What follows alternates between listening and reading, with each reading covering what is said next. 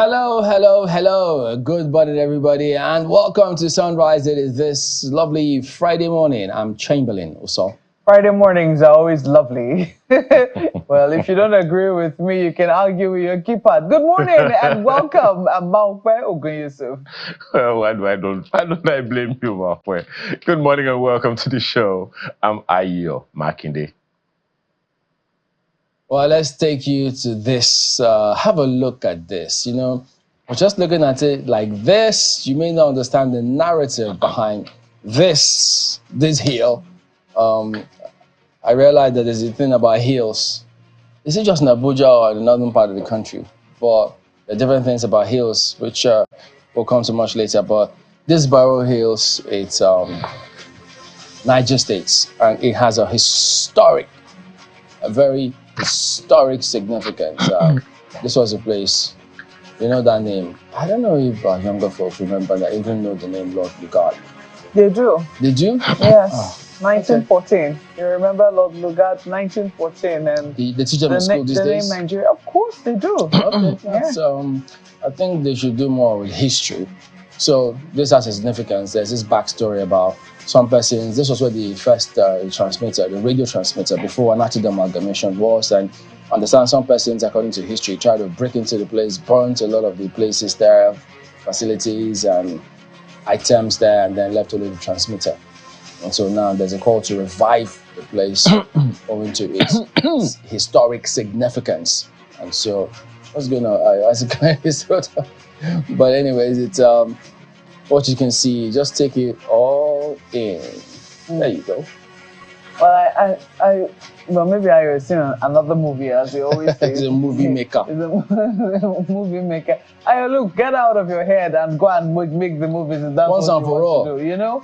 But one of the things I noticed, if we get a closer shot of this particular hill, is that, we have since become very typical. I mean, first, we don't value the things that we inherited from the past. We don't really pay much attention to things that could potentially be money spinners for us. We don't pay attention to history.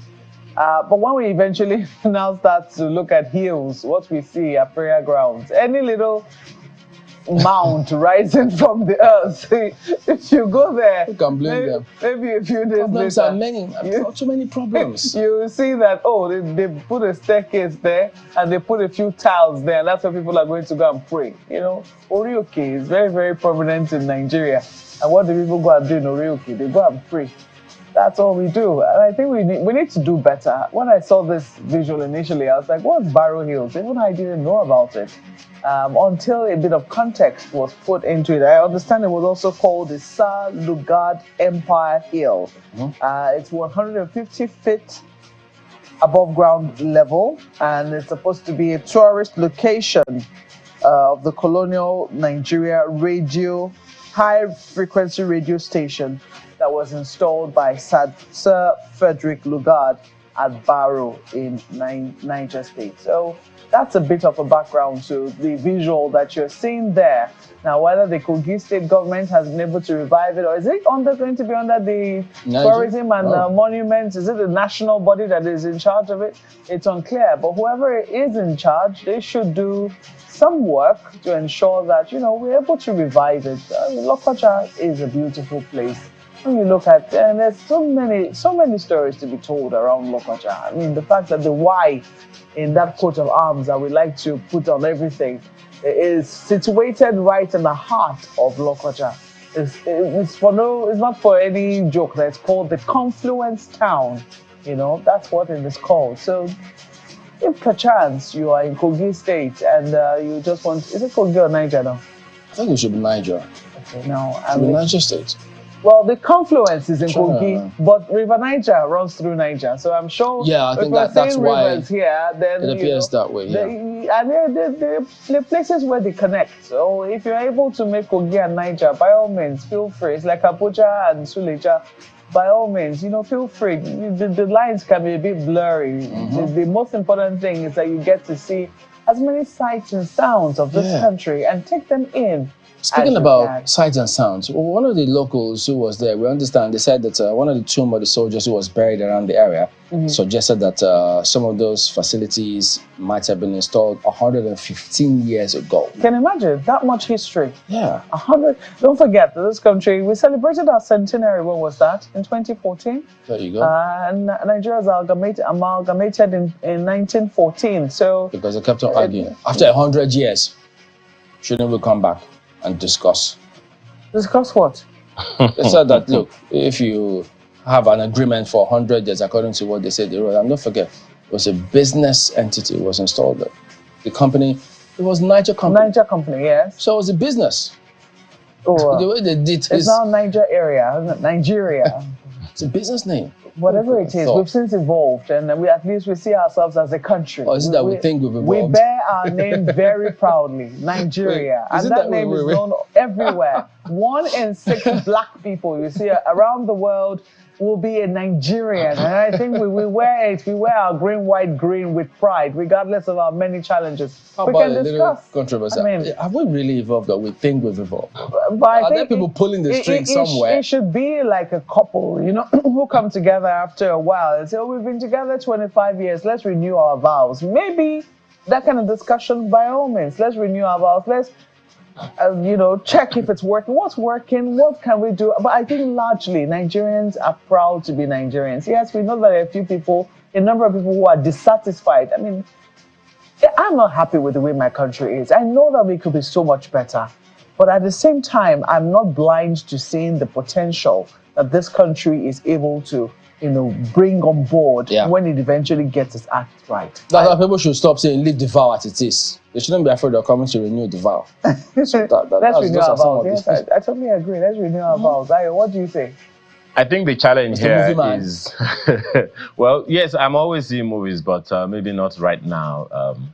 I think the challenge here really is our monuments, whether or not we are seen or to be seen.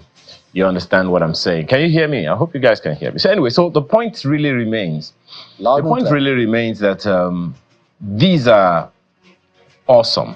When I got into broadcasting, there were 3 things that one of the head of the unit that I was under, there was a program that he presented, and he always mentioned 3 things: people, events, and places. We tend to celebrate people more than our events and our places in this country. And that isn't a fantastically good thing, if you ask me. Back in time, on the 15-hour notes and the number of other, notes that we had back then, you had our place, some places, we had our economic potential, economic viability all written there. Where do we have all these things? Back in time, I think it was you, Mark, that was raising this issue some days ago, that some organizations, when they printed calendars, they put these places there as an insignia, just so we do not forget. Now we don't seem to have that. Always comes to my mind is Microsoft and Carter. The last of it that they did was in 2009. And I'm just hoping that someone will just wake up one day and say, you know what, can we make an encyclopedia, digital encyclopedia of Nigeria that will tell the story of this country, celebrate its monuments, and retain it as what it is indeed, an eternal, unending monument for generations. How many people know, for instance, that this particular thing we're talking about here is more than 115 years old? This radio station that was installed there was for, Chamberlain, you're right, was for business. The radio station particularly wasn't really a radio station for people. It was just to receive communication from the Queen. Now, that company that you talked about, right, Chamberlain, is actually Royal Niger Company. And whatever business it was at the end, we should remind ourselves from time to time that Nigeria, the people who created Nigeria may have had certain intentions that are not playing out anymore. But now here we are. It's like a child that was born that the father rejected. Okay. The child is not dead. The child is alive. The child has a life to make. Nigeria has a life to make. We have to make this name ourselves. We need to come together at some point and say, this is who we are, this is what we are, and this is where we ought to go. Question is, where are we going? Maybe when we get that right, we'll be able to know how to place all of these fantastic monuments splashed all across the Federal Republic of Nigeria. That's my take this morning, guys. Yeah, I think it would be interesting for people to just, we should even find a way to go back to that site. Because I mean, when you read and see some locals saying, the radio was functioning up until 1999. They were hearing some signals and everything. You wonder, whoa, okay, must have been some sort of scenario. But anyways, let's take you through some of the dailies this morning.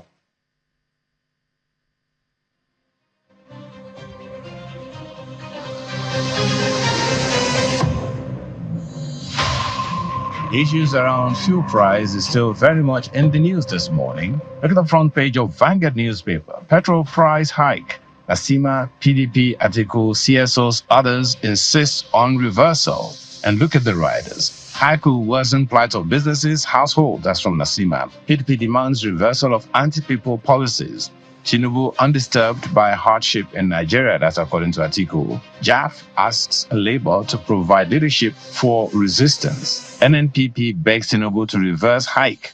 Senate to intervene if, as from Akpabio. NNPC has no powers to increase fuel price, that's from Falana. Dangote economical with truth over retail price, that's from Petron. TUC urges FG to create special forex scheme for Dangote. Find the details of that story on page 5 of the paper today.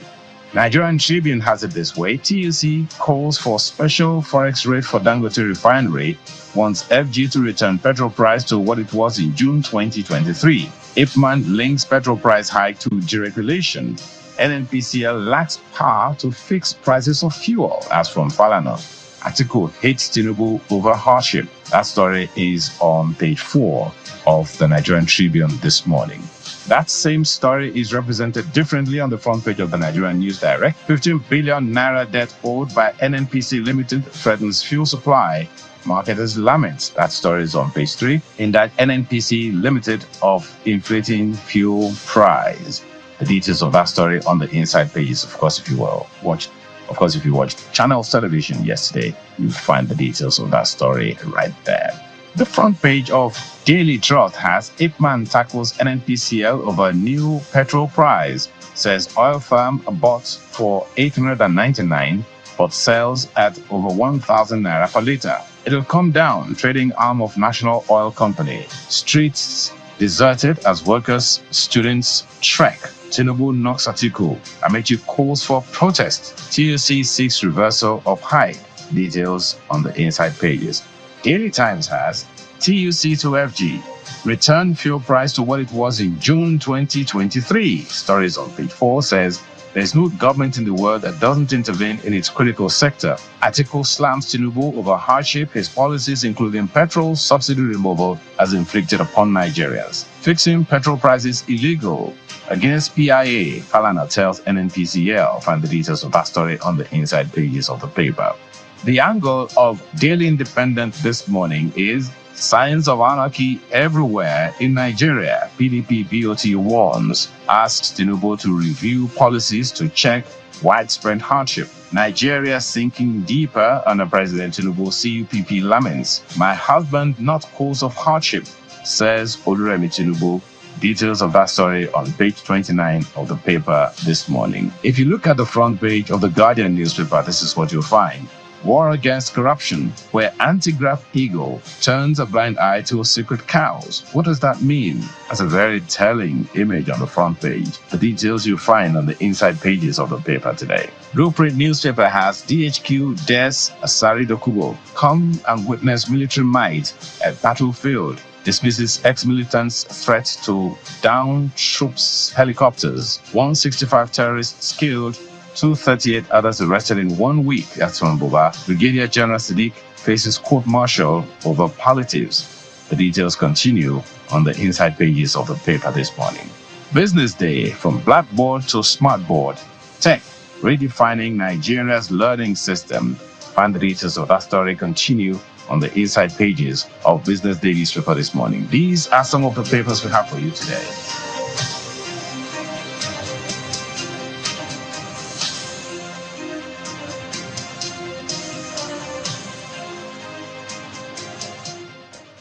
Oh, quite a lot to digest on the front pages this morning, but I'd like to pick a copy of the Vanguard newspapers and take a look at what is on its front page. Tinubu to be honest, I mean, some of the stories that are right here are very interesting. A few of them, really taking my attention. Take a look at this one, for instance, just on top of the nameplate. Deny allocations to local governments where selections were done. Senate tells federal government. Selection. Yes, selections, not elections. What does that mean? In other words, where pretensions to elections were done. How do they define that? I mean, if SIEC, the State Independent Electoral Commission, if they announce it, is this still tantamount? Is this regarded as selection? No, Benue State came under the hammer yesterday in the Senate, and when Senator Abamoro wasn't, mincing words when he brought up the matter, I heard the Deputy Senate President now saying it's a national calamity. It's a democratic calamity. I said, it has gotten there.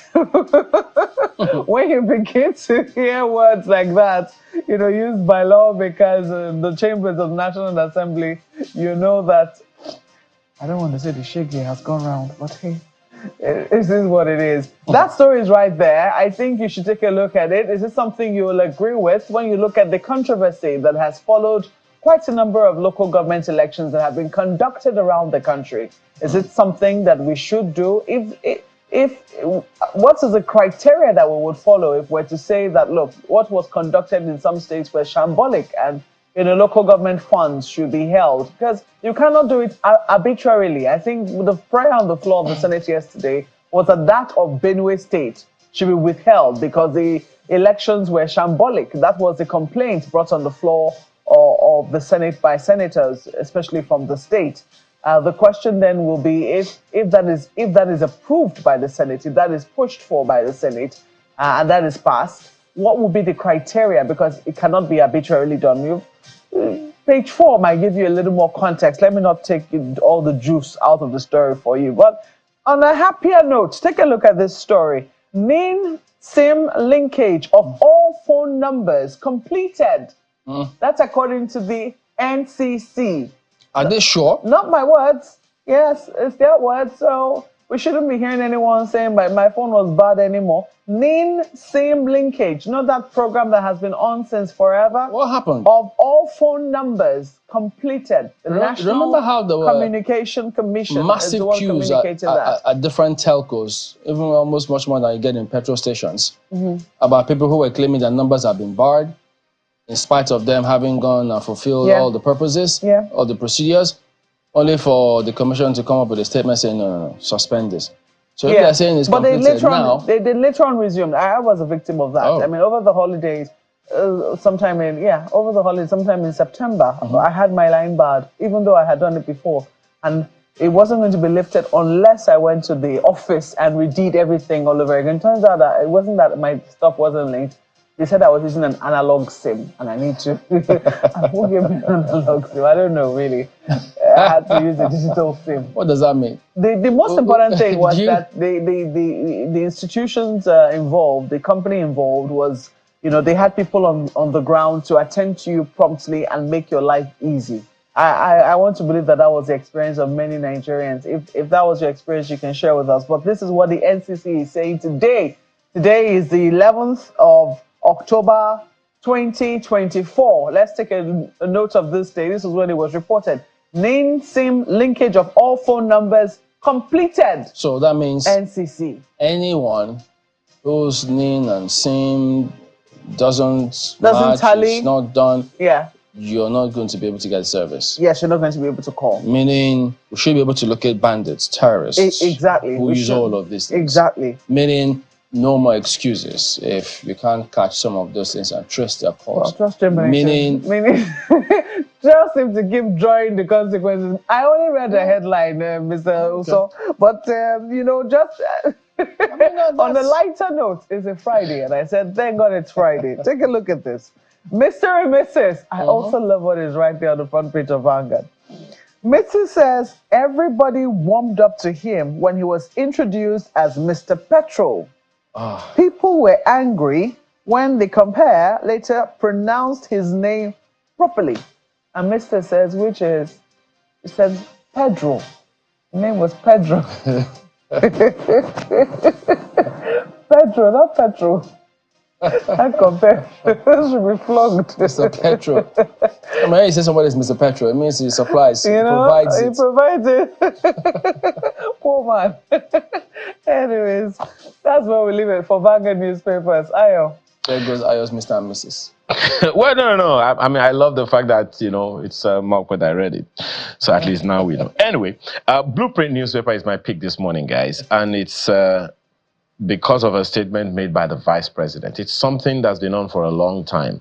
Remember, was it 2 years ago when the former president of Obasanjo said, we're literally sitting on a keg of gunpowder if we do not pay attention to young people in the north. Now, for the vice president to be saying what you see right there, right under the picture on the front page, it says Northwest, Northeast on the brink of out-of-school children. Question is, what is the consequence? I also saw a video years ago, about some months ago, and I think it was on one of our programs. I'm not sure whether it was Politics Today, where a northern elite was saying, look, we all need to lock ourselves up in the room and make some statements to ourselves, tell ourselves some ugly truth, tell ourselves some truth we don't want to hear, because we have to get rid of poverty in the north. The unemployment numbers, the poverty, multidimensional poverty numbers, the out-of-school numbers, all of these things are happening a lot, so much in the north that it is coming to the attention of the vice president, who is also from the north. And the question is, what are we going to do about it? So the vice president has made this statement, and then what is going to happen as a result of it? He says, and that paper says, in part says, the critical importance of prioritizing girl child education in Nigeria is what he's calling for. And he's calling for a concerted, multi-sectoral approach to address gender-based barriers to quality education. And not just that, he even cited states that are worst hit: Kebbi, Zamfara, Jigawa, Bauchi. Those are the states that the vice president must have mentioned in that. So the question is, what are we going to do about it? What are we doing about it?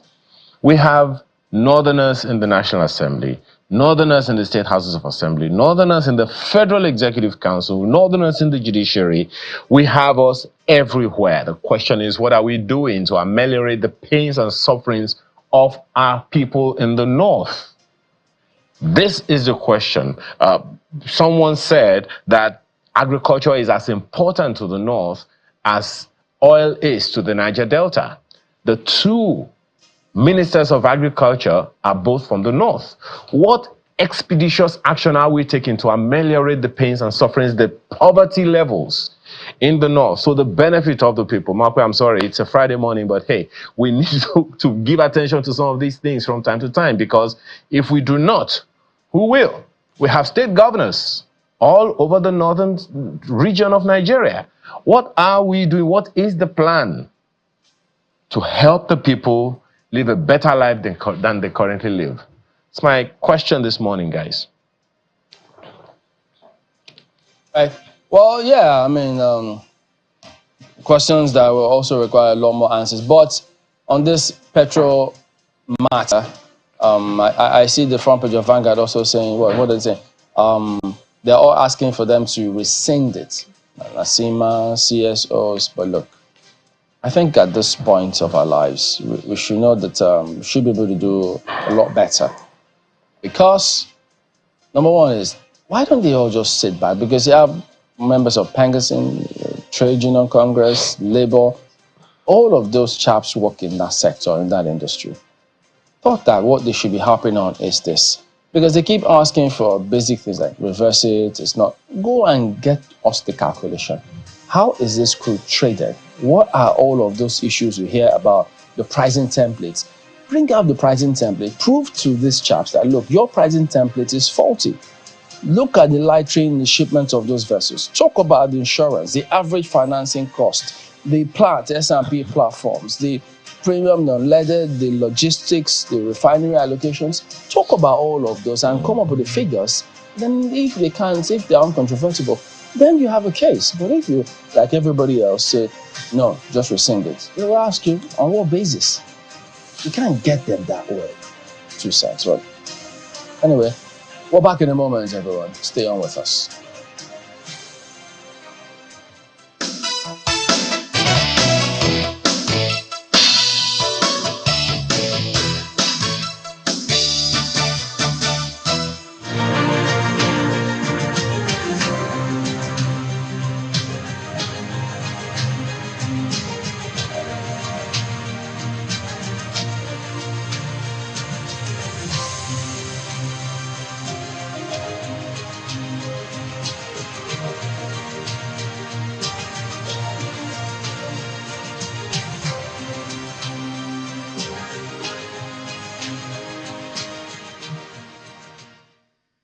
All right, welcome back. So actually, there was this report which we did have yesterday about this, was the court decision in Rivers State on the PDP matter, which affirmed the Martin Emodele group as the speaker, nullifying the budget presented by the governor to another group. So that also is a reverse matter, which is part of what we're going to consider at this point. We've got here with us Mr. Ibrahim Abdullahi, who now acting National Publicity Secretary.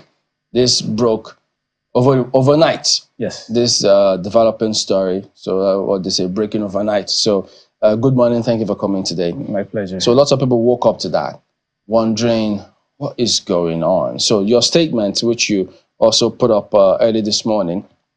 So I'm just going to try and see if we could just have it on the screen and then read it out to a lot of people who may not have seen it. So it went on to read, arising from its 53rd meeting, 10th October 2024, the National Working Committee has suspended the National Publicity Secretary and the National Legal Advisor of the party, pending the determination and allegations of disloyalty, which is in caps, and insubordination, also in caps, leveled against the door.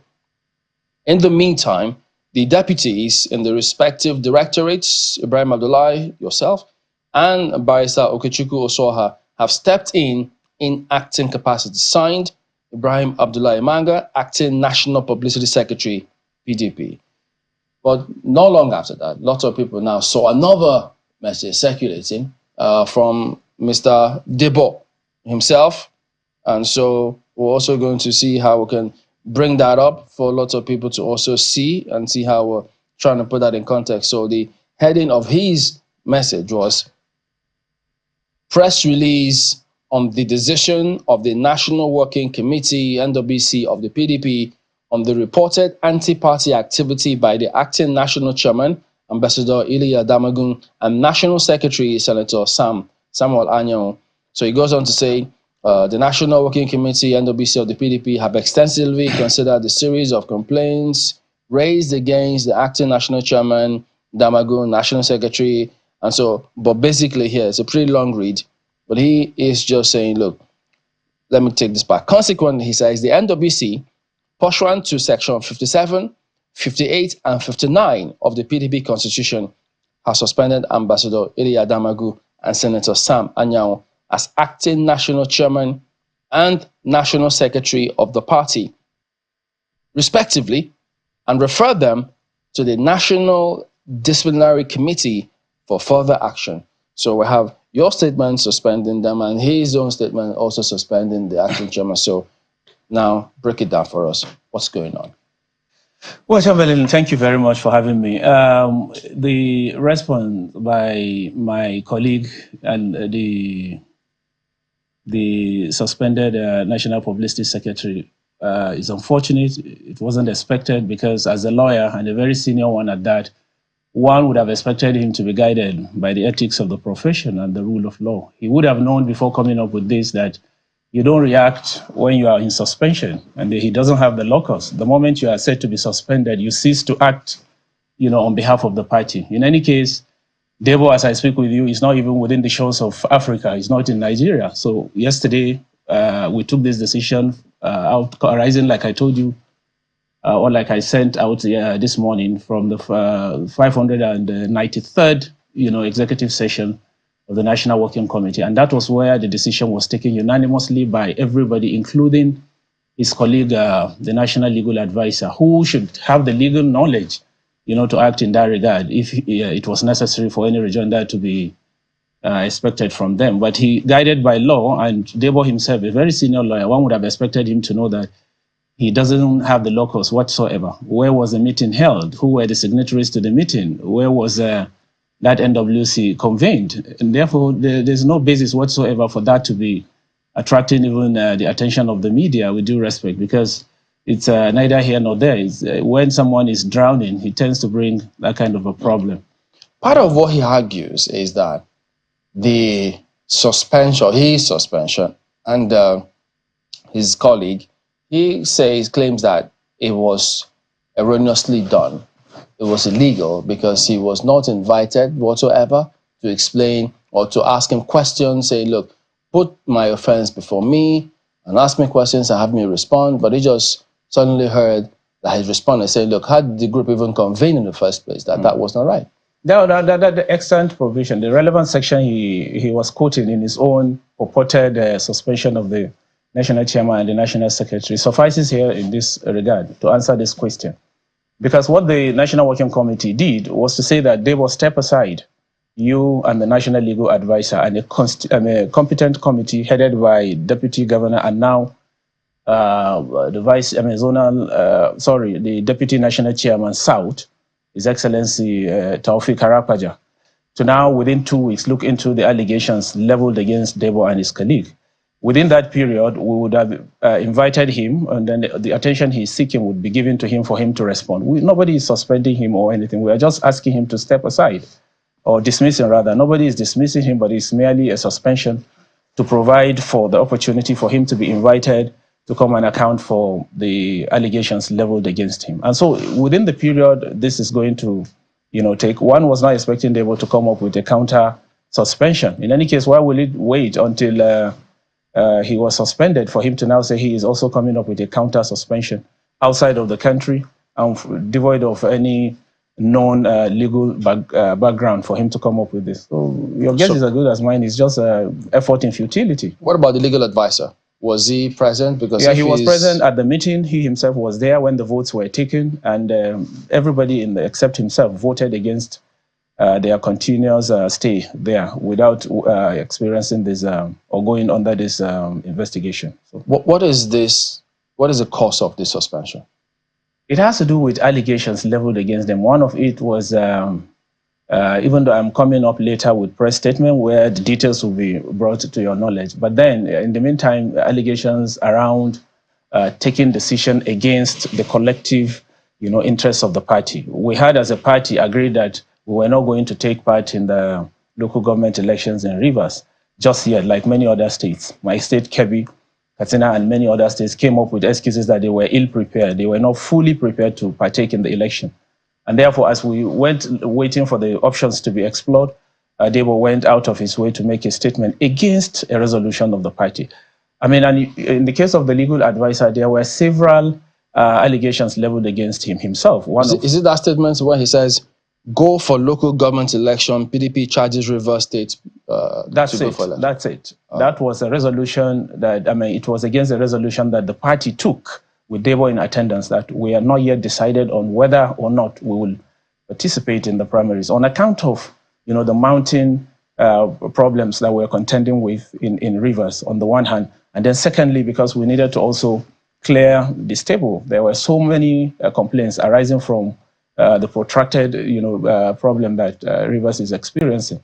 And therefore, we needed to be sure we were prepared, not just Rivers, a lot of states, like I cited example earlier, Kebbi, Katsina, and many others. They came all out, and some states, there were feuding parties that said, okay, they would go, some would say no. And when we look at those issues, we will now be guided accordingly and say, no, let's stay away from the election. Otherwise, we will do ourselves damage like we ended up doing in Rivers State. Do you fear now that this could be the beginning of a division in your party? Because clearly, it doesn't appear that Mr. Ologunagba is acting on his own. It does appear that he does have some support from within members of your party. That will not be correct. I doubt if there's anybody supporting him in the meantime. People that we even thought in the beginning were going to lend their sympathy in his cause turned out yesterday to vote against him. And they were saying that, look, it's better the party go united. We have had a lot of problems. We've dominated media. NWC meeting? Yes, or at the both NWC. NWC and BOT? No, at the NWC. The BOT did not take part in that voting. BOT was looking at other issues around the party. It held earlier, and the NWC was later in the evening. And then it came up with this decision. Everyone except the legal advisor, who himself ended up being a victim of the decision, voted against Debo. So you do not see your party going, their own separate, you don't see it splitting, this causing a real rift between, members of your party? No. Especially if you were to look at the situation in Rivers, because we've seen quite a number of prominent people within your party, will I say, rejoice at the situation in Rivers, especially with the governor having the upper hand in the local government elections. Give us 1 week from today. I will tell you in confidence that even this morning, the seeming differences that was existing between the leadership of the NWC in acting capacity led by Ambassador Damagun and the position that the governor of Bauchi was maintaining have given way. Because this morning, the governor of Bauchi had invited Damagun for us to look at all of those problems that have continued to militate against our smooth running of the party. Lately, you would have followed the event where the chairman of the Governors Forum, PDP Governors Forum, the governor of Bauchi, was taking a position. And he was in Rivers himself in person, to support the governor there. Fubara for the emergency. But this morning, he's calling to understand that, look, the survival of the party, cohesion and unity is more important than all of this little in-house bickering, which seem to have affected when Nigerians, on the other hand, are suffering from this despair and despondency in the land, led by the clueless and inept APC. But isn't that going to be somewhat challenging? Because what people see is, usually, maybe correct this if it's wrong, when the BOT, when they meet, and if you're going to have an NWC, so members of the BOT who are also members of NWC, after the BOT finishes, leave. Then those who are NWC members in BOT stay back, and then NWC meeting holds. Yeah. So when this meeting then held, and people also previously saw the Bauchi State governor, they've heard his narrative before, and then they also saw him in Rivers after the election went, and so some thought about he's presiding over what APP members who got in as local government chairman in the state. How is the party? I know you say PDP will find a way to manage all of this, but the danger is that if not properly handled, how is the party going to handle the fact that APP members are local government chairmen in Rivers State? And that with the recent court judgment, it's possible that if you don't find a way, Rivers may be the perhaps sort of Damocles for the PDP. No. We still have our governor in full control of the state, Sim Fubara. And the last time I checked, he's still allegiant to the PDP, regardless of the fact that we had a disappointing outcome in the local government election, allegedly supported by him to produce APP local government chairman. But all of them, if that line of thought is correct, then it means we're still in charge, because it's a PDP governor who, birthed the APP local government chairman. Is that not anti-party activity? And that is the meaning of anti-party in your understanding. But then what do you now ask the governor of Bauchi, who himself witnessed and encouraged and even passed a commentary, in favor of the outcome? Okay, so what does anti-party mean to you then? It is the reason all along we've been very careful not to slam the sledgehammer against all of those persons that have been alleged to have partook in one way or the other in anti-party or sabotage the chances of the PDP in the build-up to the 2023 election. And the major dramatist persona there had always been the sitting minister of the FCT.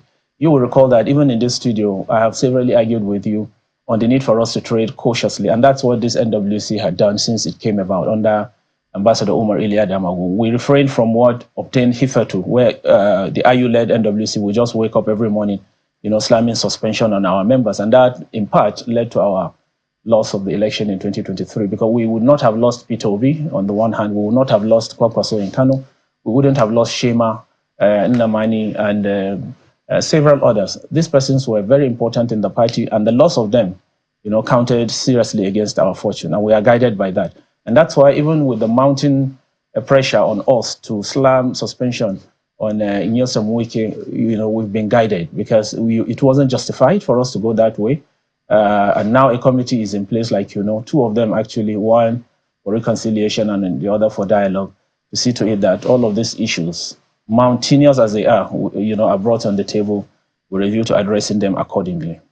You're sure you'll be able to do that in good time? Because some people say there's too much water has gone under the bridge in the case of the PDP, and that there's been too much division. They don't think that the PDP can actually reconcile. It's a question of belief, but Mark, you would see PDP, I've always argued, is still the only political party throughout Nigerian history that has lasted 25 years unbroken. Within that period, it provided governance for Nigeria for 16 years. And we did that under a single-digit, inflation. We've been able to stabilize the economy, created the anti-corruption agencies that are even today deployed against dissenting voices in this country. We've been able to stabilize. We got debt cancellation. We lifted Nigeria. It was a pariah status as as at the time PDP took over in 1999.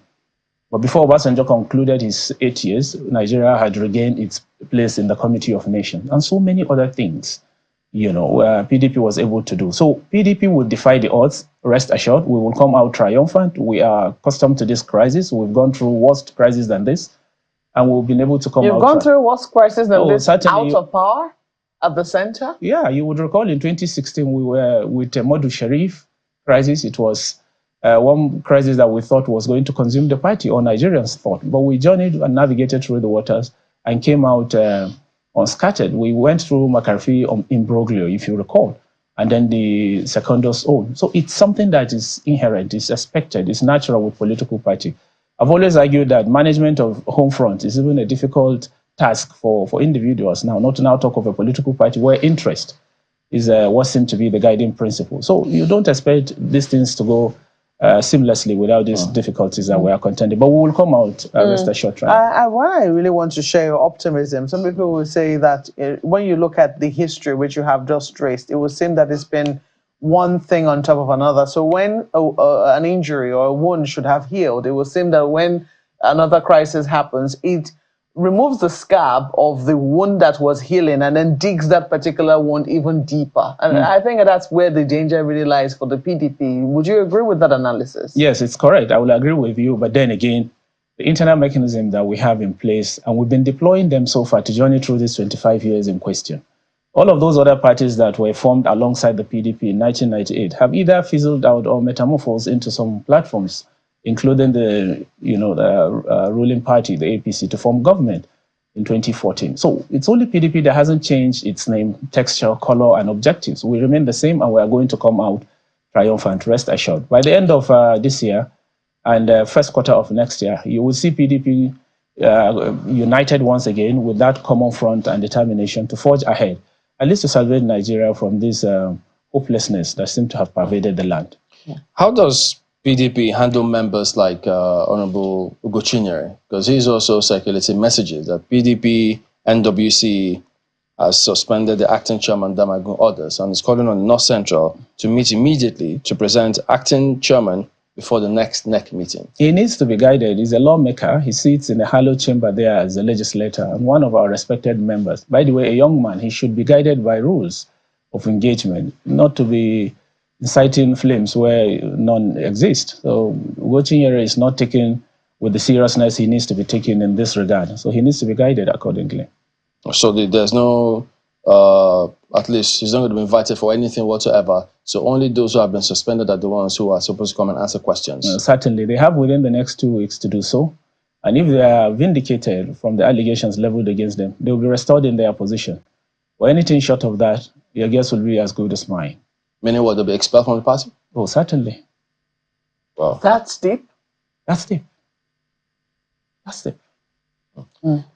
Ayo, we certainly have questions for you. Yes, thank you so much, Mokwe. Well, let me begin, Mr. Abdullahi, with some of the responses so far from Mr. Ologwagba. Speaking with us at Channels Television, one of the things he says that he never attended any meeting where his suspension was mentioned, nor was he ever confronted with any allegations of anti-party activities. Can you corroborate that?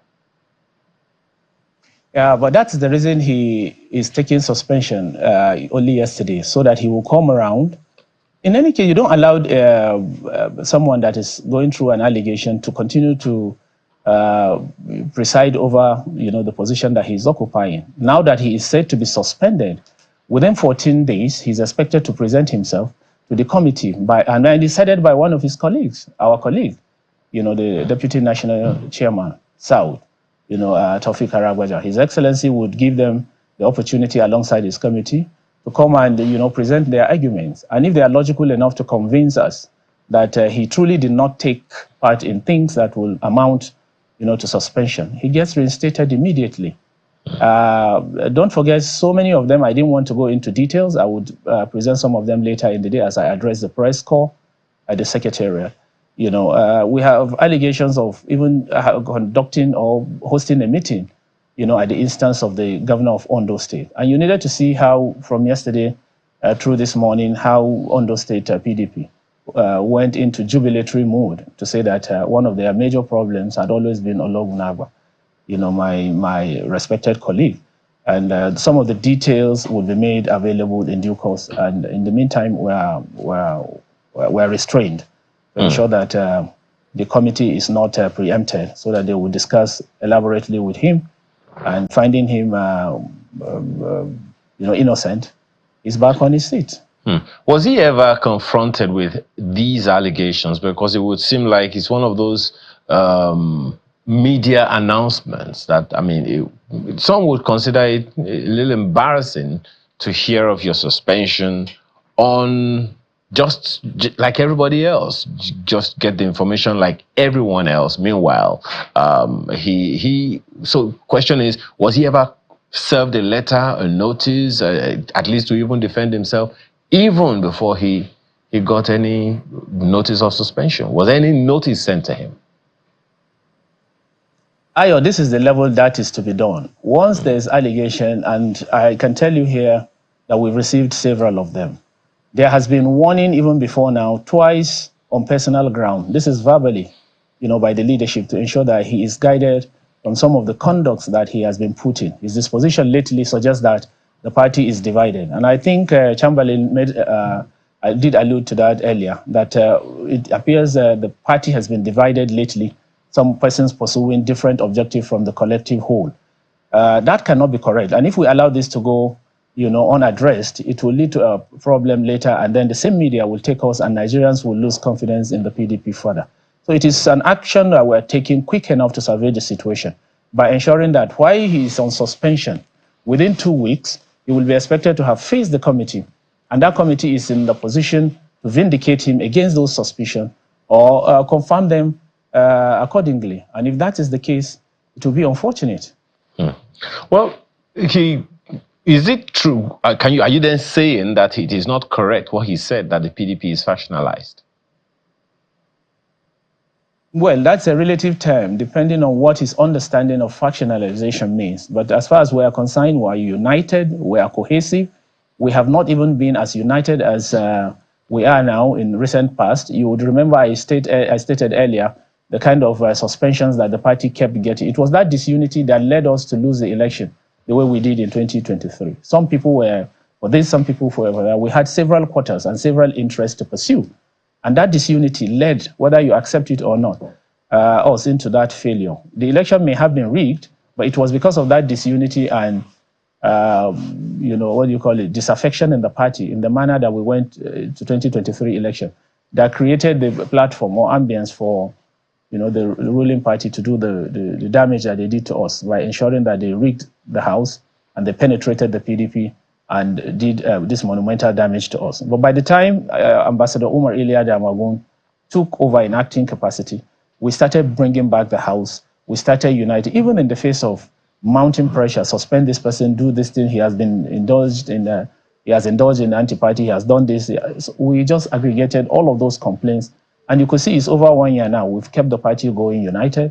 You saw the election in Edo, the kind of impressive show that we put in there, but for the PDP's overwhelming determination to ensure that democracy does not live in this country.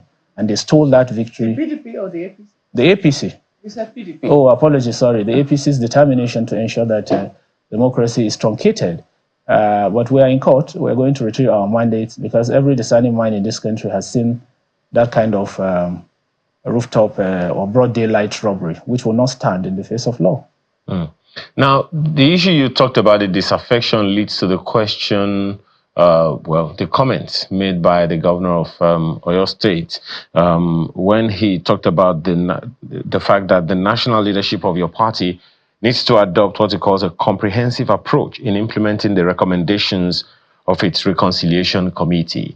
Perhaps that is also part of the reason why anyone would talk about what you call disaffection is what some people could be calling factionalization, wouldn't you say? That's why I say it's a relative term, depending on your understanding. But then mischief makers are taking it beyond its definition and boundaries to give it an impression that it does not require. And every discerning mind in the country is understanding it for what it is. It's not actually what they think. It's not what they want the world to believe that the world will believe in. PDP is not in the bad light that it is presented, and Nigerians know so. That's the desperation in the APC to ensure that it breaks our ranks so that we don't remain united. But we will defy the odds like we've always done, and we'll come out triumphant, face the election of 2027, and win it for Nigerians and bring back Nigeria into its glory days yet again. So what is the plan for that reconciliation move to be concluded? Because, as you know, first of all, it's a long time coming. Secondly, it has robbed the PDP of at least two general elections. So it's taken so long. And people will be wondering, with all of that disaffection within the party, the PDP is not able to play the role of its main opposition party.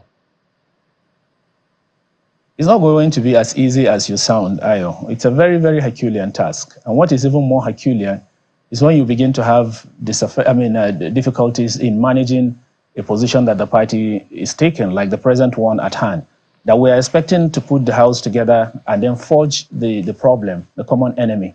But then you have people who are going with dissenting views within the same party. And that constitutes clog on the wheel of progress if we allow it. So what we just realized we should do is what we have done. Sanction these people by way of calling them to come and explain their action and inaction and why they think that is the way to go. And like I told you, it doesn't mean nothing. When these people are cleared from these allegations, they will be let back into their office. We are a very united department, the publicity, and I'm sure the legal like that.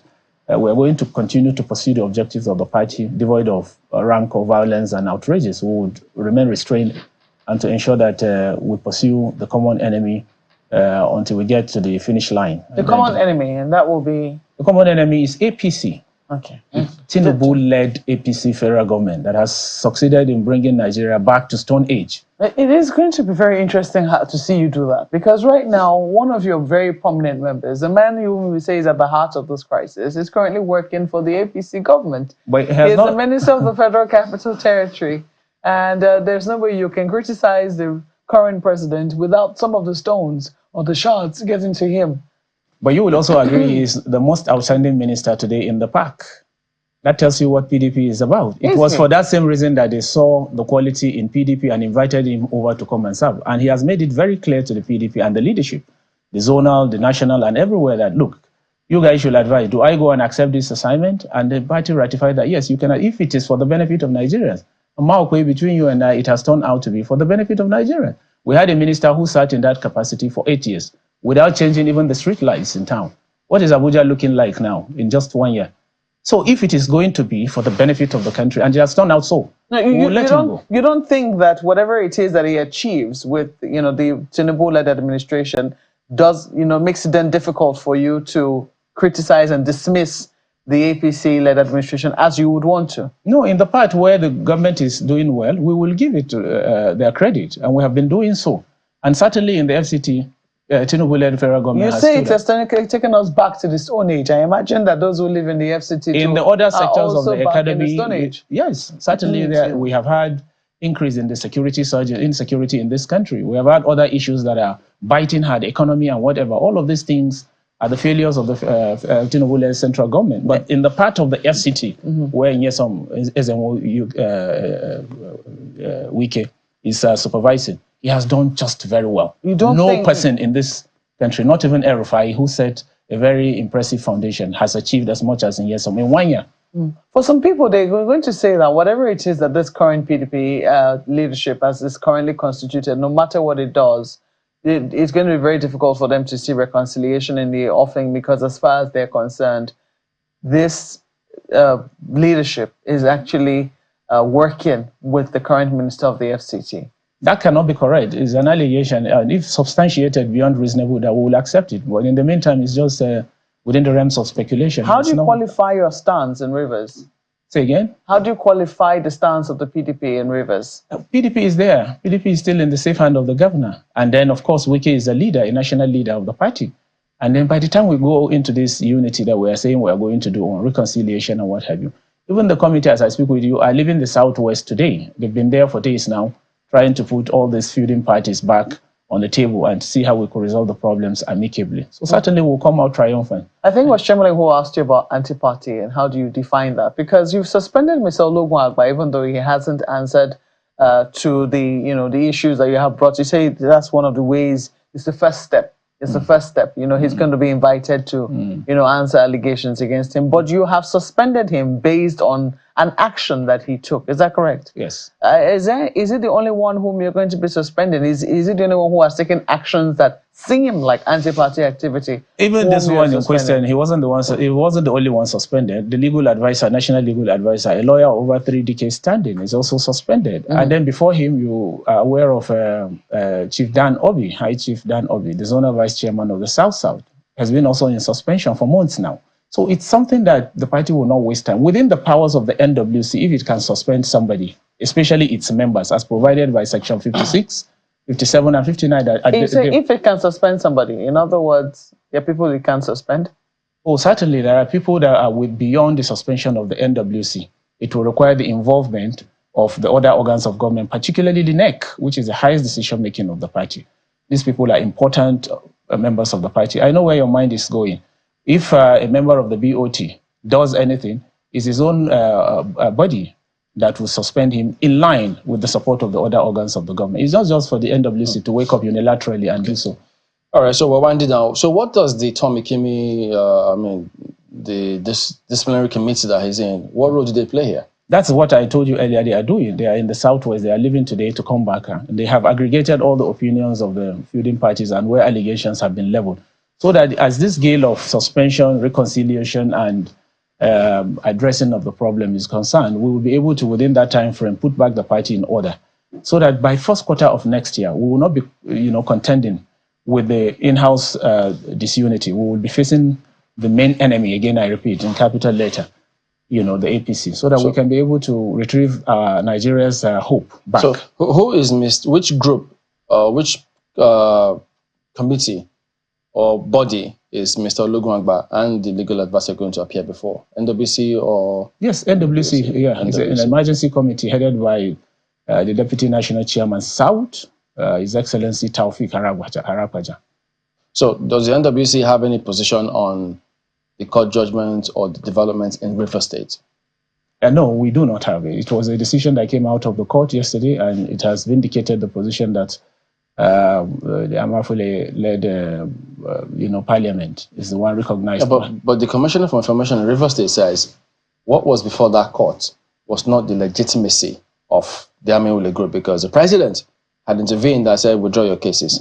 So, but that matter is going to come up at the Supreme Court. Yes. Meaning that they're not ready to bow or submit to this position. Yes, and it's within their powers, as provided but it's a by PDP state. So PDP cannot wait in and say, listen, sheath or swords, this is our position, whatever that is. No, it's sub judice. The judgment just came only yesterday and they are taking it. No, but they're going to appeal. So PDP cannot tell them, don't appeal. That is part of what the committees are looking into. And that is what I want to preempt the meeting today with the governor of Bauchi State, the chairman of the PDP Governors Forum, and the leadership of the PDP, headed by Ambassador Umar Iliad Amagu, will be looking into, so that all of these troubles will be put to a rest through a political option, because we are tired of all this litigation. It's impeding in the progress of the party in its place to provide a desirable opposition for the country.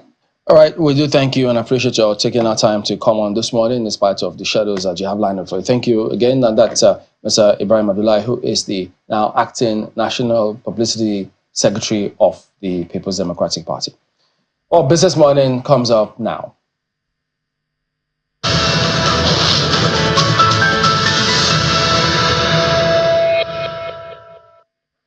Good morning indeed, Chamberlain, and good morning, everyone. Welcome to Business Morning on Sunrise Daily. We do business for just about 30 minutes before we head back to the Sunrise Daily studios now.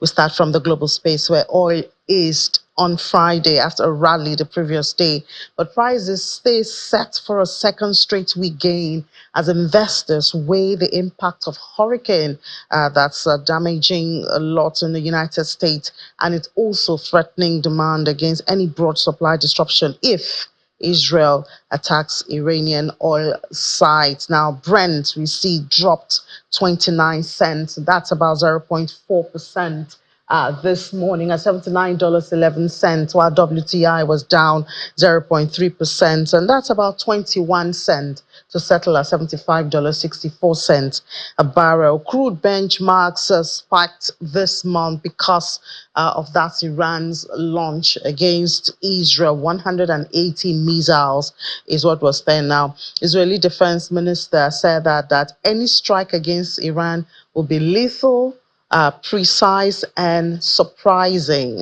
That's what they say.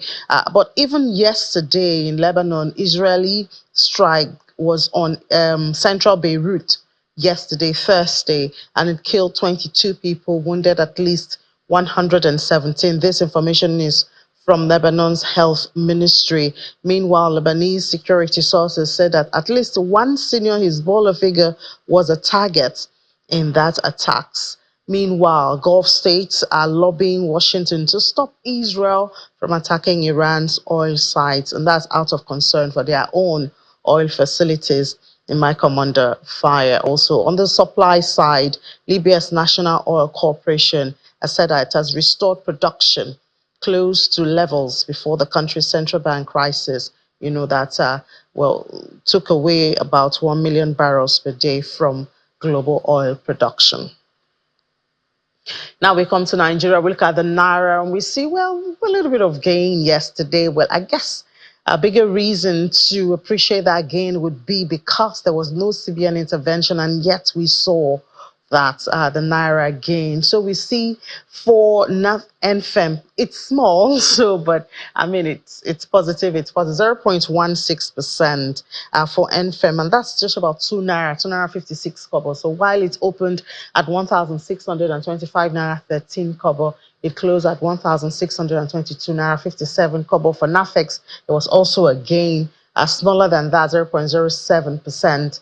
Opened at 1,640 Naira 72 kobo. So the change we see here is just in the cobbles. But I mean, the good thing is that there was a gain without a CBN intervention, perhaps because there was less demand. But I mean, that's the bottom line. Expected to stay around this level in the coming days. Now, ahead of the release of Nigeria's inflation report for September, that's expected next week, mostly is on the 15th of the month, by the National Bureau of Statistics. Economic think tank and advisory firm Financial Derivatives Company has projected a higher increase in the rates. Not surprising, we see what's happening around us. When in its latest forecast, FDC says they expect the monthly headline number to climb marginally by 0.22%. Point to 32.37, largely because of higher petrol price and exchange rate depreciation. This, according to the FDC, will bring an end to the 2 consecutive months of this inflation that we've seen and that started in July. However, FDC says that it expects annual and monthly food inflation to continue its decline because of harvest season. And in the pension space now, Nigeria's contributory pension assets hit a new milestone of 21.14 trillion naira at the end of August. That's an increase of 20.79 trillion naira compared to what was recorded in July. According to this latest data, which is from the National Pension Commission, PENCOM, the amount represents a 345.65 billion naira increase from its previous level, following a modest rise in the number of contributors to the pension. The PENCOM report also shows that the number of registered contributors, otherwise called retirement savings holders, also grew. So more people retired, and more than 10.45 million at the end of August. That's an increase of about 10.4 million RSA holders recorded in July. Now, a bit of corporate now. Geregu yesterday made the news, but I guess that news came in a bit late, so we didn't see it reflect in the stock market report at the close of trade. Perhaps today we would see some movement around Geregu. Geregu is the first power-listed generation company. Geregu Power PLC, they released their 9-month results for this year, showing a lot of good news for investors. According to the statement, the company's revenue grew more than 100%. You have it right there on the screen. So we see revenue up more than 100% at 112.58 billion. Pre-tax profit also gained more than 100%. And then we see profit after tax also went up more than 100%. And if you're a shareholder, their earnings per share went up also. And then the current share is about 1,000. You don't see that very often for a share price to be about 1,000 naira. So if you're able to get into very good power, I guess you'd be smiling to the bank at the end of the year. And we say congratulations to you. Well, still talking about power now, but this time it's a goodwill and it's All On. All On has decided to bring light to a community in Bayelsa State after months of darkness and still waiting power, electricity supply from the national grid. They looked away of solar and they put a smile on the face of this community. I'm excited to share this news with you. For over 2 months, Bayelsa State has been plunged into darkness following the collapse of critical electricity towers. While the Transmission Company of Nigeria works on restoring the grid, a new solution has emerged for residents of Owe Koroga. Amen.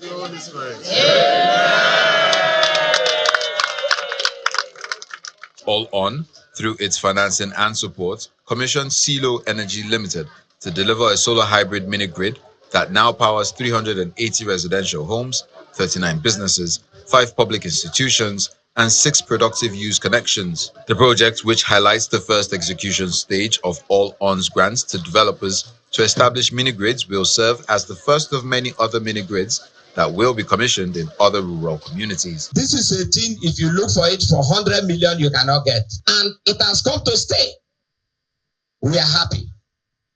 We are overwhelmed with joy. The CEO of C Solar, Chibueze Eke, explained that the mini-grid financed by All On is designed not only to provide electricity, but also to enhance economic growth. I think this is just one of the many initiatives that are important to reduce carbon emission, to reduce the burning of fossil fuels, which affects the environment, and to be able to have a solution that is not just sustainable, but is also reliable and is able to actually help people in the community. Owe Koroga is one of several communities benefiting from All On's commitments to driving renewable energy access in the Niger Delta. This mini-grid is part of a broader strategy to electrify underserved communities across the region, with a focus on sustainability and economic empowerment. The Niger Delta has long faced significant challenges when it comes to electricity assets. At All On, we recognize that to address these challenges, we need to create a sustainable solution that will truly make a difference in the lives of those living in this region. They say it will bring light, brings life, because a lot of things will follow this light that has come to you in this community. So on your part is to protect these facilities. With All On's investment and C Solar's technical expertise, Owe Koroga now enjoys reliable, clean energy that will spur growth and improve living standards. It is a model of rural electrification that promises to be replicated across the Niger Delta. Congratulations to that. And of course, we expect economic activities in that area to, just grow and skyrocket. And we're looking forward to the results of that. Now, we're going to Abuja now, where there's been a meeting of accountants general from the various states of the Federation, and it's at the instance of the Federal Inland Revenue Service, with the intention to foster closer collaboration to mobilize revenue for developmental purpose for the Federation. The executive chairman of the service, Mr. Zach Adediji, who hosted the conversation there, challenged the participants, mostly made up of accountant generals from different states, challenged them to key into the reforms of the present administration, and of course, that's happening around the tax reforms. We are all agents of same government, united by one vision, to ramp up revenue for the growth and development of Nigeria, and by extension, for the benefit of its citizens. It is no longer news that our nation is facing economic challenges, but as a government, it is imperative that we look inward and increase our internally generated revenue. However, this does not necessarily mean increasing tax rates. Instead, we must focus on blocking the leakages and ensuring full compliance with the existing tax law, a task that I believe we can achieve together. Your role as Secretary General is critical in this regard. You are responsible for ensuring that VAT is charged and remitted, that stamp duties are paid on contracts, and that withholding tax elements in contracts are properly withheld and remitted. This is not just tax assigned to you by law, but by responsibility that are central to the sources of our collective mandate. We trust that whenever we call upon you, we can count on your continued support and cooperation. I guess it was important there that the FIRS chief emphasizes that it's not about increasing taxes, but we are getting more efficient in the collection and remittances of taxes right there. Now, one issue we cannot run away from in the country at this time is the new petrol price, PMS everywhere. On my way to the office this morning, there are still queues, but mostly at the NNPC, because I guess that's where you have the cheapest. But I mean, the thing is, I can't seem to find any price, on their boards out there. I wonder if that's a strategy, or perhaps they're still, preparing how to, whatever they're going to put there. But the reality of Nigeria is that we're getting closer to full deregulation. That's what the economists will call it, even though, like the CPPE boss had said that Nigeria is not yet ready for that. But that's what we are facing now. Now, let's hear from a former chairman of IPMAN, Independent or Petroleum Oil Marketers from Rivers State, Dr. Joseph Obele. He's an energy marketing expert and is also a lecturer at the Ignatius Ajuru University of Education. Dr. Obele, good morning. I wonder how hard or how hot or how deep this is biting into your pockets. Thank you for having me. I want to say the pains Nigerians are passing through as concerns a frequent increment to PMS is quite unfortunate, and I sympathize with the citizens of Nigeria. Just this year alone, for the third time, we've seen increment on this product called PMS. And recall that we are all aware that in every economy, there could be a particular commodity that revolves price of every other product or so. But basically in Nigeria, this product called PMS anchors or is the foundation for which every other product revolves as it concerns pricing template. Whatever happens to PMS invariably will affect to all the products in the market. So it's quite unfortunate. The inflation of Nigeria recently, as posited by Nigeria Bureau of Statistics, was put at 32.4%. Even as I have issue with that, because before then it was put at 33.8%, and the publication of 2 weeks ago, they say it was reducing, and I have serious issue with that. In the business community, we see things rising every day. In local marketing, products are rising every day. So the yardstick or the parameter that Nigeria Bureau of Statistics might have used to ascertain that Nigeria inflation is reducing, I think it's questionable, and I have issue with that. So regarding the price of the recent increment to PMS, I'm a licensed petroleum marketer, and we don't really believe on rumors. So as at 2 days ago, it was a rumor until we actually saw it on our portal. We have what we call NNPC Buying Express, where the marketers usually buy.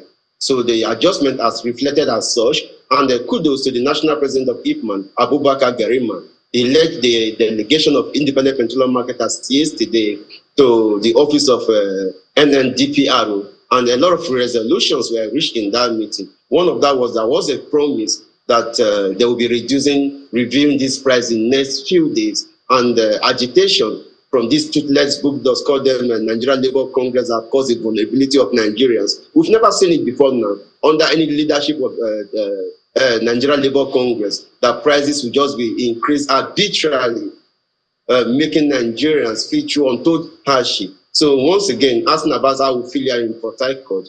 Today in Rivers State, PMS is selling close 1,300, 1,400, 1,700 naira per litre, depending on your location in Rivers State. The worst of it could be the Rivers people at the creek, at the riverside. They are buying it over 2,000 naira per litre. And I think it's quite unfortunate. It's quite unfortunate. Yeah, but Dr. Bele, I mean, as a stakeholder, you're inside this industry. We've been talking about the PIA deregulation of the sector for a while. Isn't this what deregulation looks like? I must say the hostility in the Nigeria oil and gas sector as concerns the downstream sector over 22 years ago was really a negative report given by the international investors, and that really affected the boom, the business boom in the sector. It affected so Nigerians now reached a resolution that we need to have a document called a legal framework to really put in place a way of attracting foreign investors. And the document was then the PIA bill that was later signed by the outgoing president that will now have it as PIA. In the PIA, section 205, there is a provision that the determinant of price as it concerns petroleum products, it could be basically factors of economy, which is demand and supply, but it's contrary. So if one is asking if Nigeria is really executing the provisions of the PIA, I would say no, because how dare you peg a price in an economy where a legal framework has posited in section 205 that the sector should be deregulated. Deregulation implies what you call in the market free market economy, where no person fixes price for a commodity. What we are seeing in Nigeria right now, where the government, through the agency called NNPCL, fix a price what the northerners should sell at the southern Nigeria and the rest, is called a command economy, market economy, or a control market economy. You don't fix price, and at that, consumers will not get the best value for money exchange, for value, for product exchange for money when there is no competition. The Nigeria oil and gas downstream sector right now, as we speak, I would say is a zero competitive environment arising from the fact that we see monopoly where NNPC position itself as a sole wholesaler. In the IT market and the supply chain, there is this course we call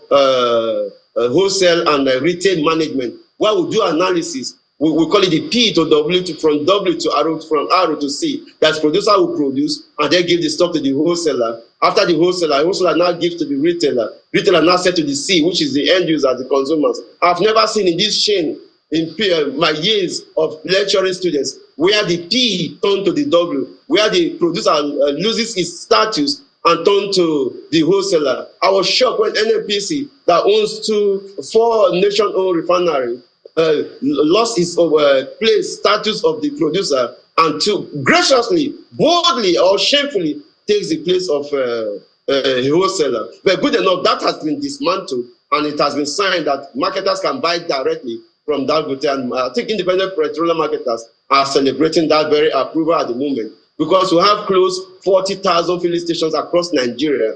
Call it retail marketers, major marketers, which is MoMA, and IPMA members. Of these 40,000 statistics of total filling stations in Nigeria, record have it that independent petroleum marketers control 80% of the total filling stations in Nigeria. It is only independent petroleum marketers that have stations across all the nooks and crannies of the nation, in the creeks, the local rural areas, and everywhere. But the IOCs, the major marketers, basically established in the urban areas, the cities. So kudos should be given to independent petroleum marketers for spreading retail outlets across the nation. All right. But in view of this, most times recognition. Dr. Bele, I wanted to ask, now that everybody can buy from Dangote Refinery, do you see the price reducing?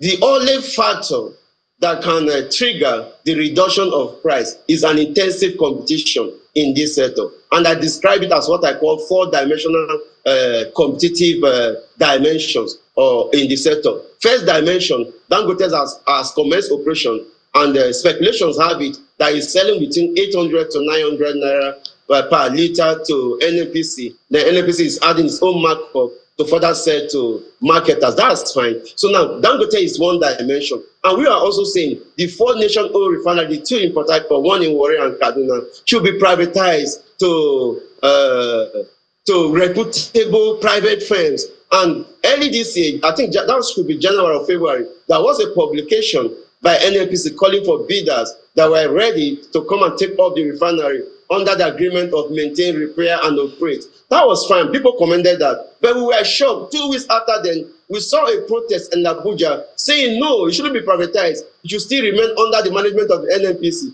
And stakeholders were asking, which NNPC are you talking about? Is it angelic NNPC or the present NNPC we've seen that was unable to manage the 4 refineries? Is it the present NNPC we see that under its watch an offset of off-spec petroleum product was imported to Nigeria 3 years ago that damaged a lot of cars and machines? Is it the same NNPC that had shipped itself from the producer and taken the role of a wholesaler? So stakeholders are submitting that these 4 own refineries should be privatized to a reputable, not Asia firm. Take note of this, because I'm aware in the call for bidding, a lot of Nigerian firms also bidded. And stakeholders in the sector are saying, no, don't privatize these 4 refineries to a Nigerian-owned firm. Give it an England-owned firm or American-owned firm, not even an Asia-owned firm, because I know all these 4 sectors of the regions all apply for it. So now the private firms operating these 4 refineries is second dimension of competition. Now recall, we have 2 functional modular refineries in Nigeria as we speak. The Watersmith refinery at Imo State and the Niger Delta refinery at Ahoda, Obele, River State. That is the 3rd dimension. And also, evidence have it that cost of production in the modular refinery will not be as compared to cost of production in the full-scale refinery. So if Dangote is selling about 800 naira per liter, it will be much cheaper compared to the cost of production at the modular refinery. So modular refinery becomes the 3rd dimension of competition. Then the 4th dimension could be the windows for importation should remain open to anyone that can import. So when Dangote is pegging his rate, the operators of the private refineries are pegging their rate, and the 3rd dimension, which is modular refineries, are pegging their rate, and the 4th dimension, importers are still refining this product. I put to you the price of this product called PMS today, troubling Nigerians, will drop below 500 naira. A good example of that could be the telecom industry. The line I'm using right now is 35,000 naira. Sorry, Dr. Bele, because we're almost out of 50,000, 4,000. All right, Dr. Bele, because we're almost out of time, I know you wanted to compare it to the telecoms industry, but I mean, when you talk about price going below 500,000, are you factoring the fact that global crude oil is priced, in dollars and it's international? So whether you are using it locally or you're importing it, you have to take that into consideration. Did you put that as a factor?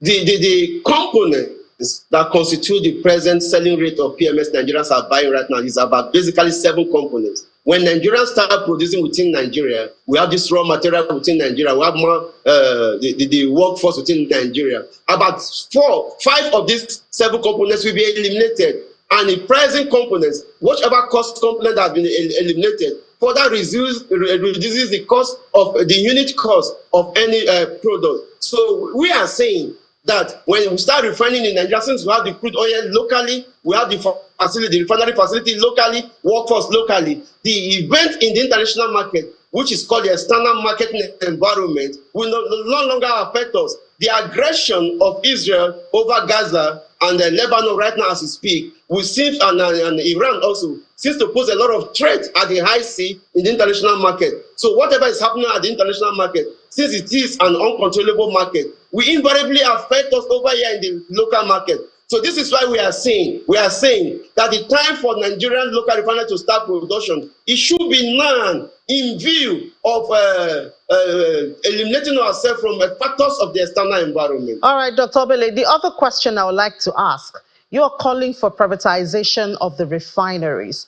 Do you think that at the states where the refineries are now, will we be able to get investors who would want to put their money into refineries that haven't worked in years? The investors we are talking about, recall during the debate and argument backward and forward as it concerns the turnaround maintenance that is ongoing right now, the revamping, the presidential as a candidate or PDP, talking about Atiku Abubakar, he did mention, don't spend a dime, don't add your money, privatize it at that face value. But now the government then under Buhari now raised got a loan of $1.5 billion from Afisi Bank, and hence it has been used for the rehabilitation. So the refinery is coming up at optimal capacity, so that will attract investors, like to compare to the dormant state it was before now, the deplorable state. So the state is coming up right now after the rehabilitation. It's fine, but nothing will change if you still give this refinery to the present leadership of NNPC we will have right now. This is why stakeholders are saying after the rehabilitation, it should be given to a high reputable private firm that will have that will withstand the intensive competition that will be posed by Dangote PLC. The operation of Dangote as concerns competition is what we call the Red Sea approach in competition, or the game theory in marketing. It's so aggressive in view of making your competitors quit and to gain a monopoly at the end of it. So until we have competition in the sector, the prices will remain